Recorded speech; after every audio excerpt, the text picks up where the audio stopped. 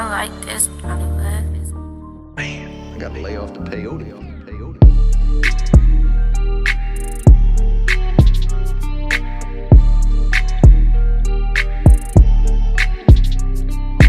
Well, I've been playing instruments all my life. I just never stood with one instrument, but as I got older, I just decided to start making beats when I was like 18.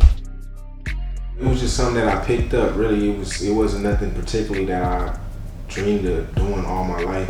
It was just something I started doing. One of my homeboys actually, he said he wanted to start rapping, so I'm like, I'm gonna start getting on the beats and try to make beats. I used to DJ before that. In high school and shit, I was DJing a lot of house parties and shit. Yeah, one day I was just like, man, I want to play my own music at the parties. Like, and then yeah, rest is history. I used to make beats just for fun, and he told me to keep going. You know, at first it was a joke and on my side, and then he heard it, he was like, nah bro, you gotta keep going, so I kept on going. I would say just my love for the culture in general, hip-hop culture in general. Like, I just grew up in music here, musical family, like they just play a lot of good music around the house and everything. When I was a little kid, I used to DJ in backyard parties. I fell in love with DJing, and after that, I fell in love with producing music. But yeah, I had a lot of real music incorporated up to the point I started producing, so that helps a lot for sure. A lot of different influences, you know, of what I listen to, and also of like my environment, which is here in LA.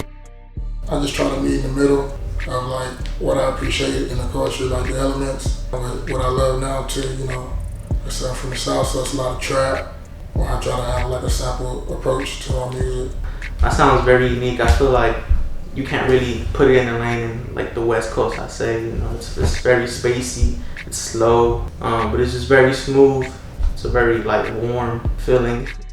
Yeah, just a mixture of a lot of stuff, but mainly I would say like funk, like funky. I would say my sound now is just more professional, more, you know, I learned a lot of new things over the past years, learning a lot of different things from taking piano classes, things like that. So I would say my sound right now is just exactly where it needs to be. It's industry standard. That's another track. I like this Hollywood. Antdawg, you a fool, man. The goals of producing is just to make the best possible music that I can while I'm on this earth. You feel me? And just leave something for people to play 100 years from now, you know what I'm saying? My goals to produce on a upcoming artist album, or like a famous artist album, and work with a lot of great artists. I definitely want to work with all the top artists in all genres, even in languages I can't understand. I want to be a charting producer all around the world. I want to inspire the next generation of producers and afford opportunities to people who didn't have the same opportunities I had growing up.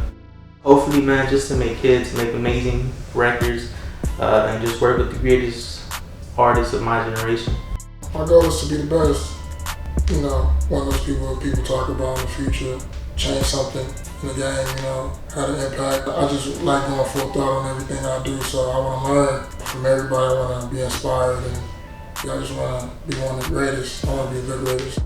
When I would go search for my music that I produced on Twitter, I would see people tweeting about it. Things like, oh, I want to get married to my future boo, or oh, my friend that passed used to love this song. So for me, for my work to be a part of people's musical like soundtrack, like to their life, that's like, it's huge. Obviously the money is a beautiful thing. Mailbox money is a beautiful thing, but to be part of like someone's life because of the music that you created, that's eternal.